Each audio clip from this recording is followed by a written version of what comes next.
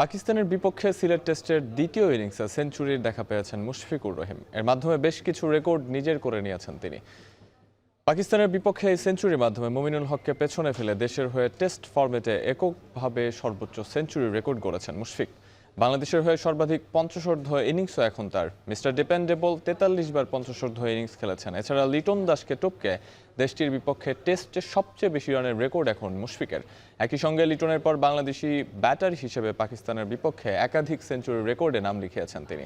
বিশ্ব টেস্ট চ্যাম্পিয়নশিপের ইতিহাসেও সবচেয়ে বেশি বয়সী ক্রিকেটার হিসেবে সেঞ্চুরির রেকর্ড এখন তার দখলে। এসব রেকর্ড গড়ার পথে প্রথম বাংলাদেশি ক্রিকেটার হিসেবে ৩ ফরম্যাট মিলিয়ে ১৬,০০০ রানের মাইলফলক স্পর্শ করেছেন জাতীয় দলের সাবেক এই অধিনায়ক।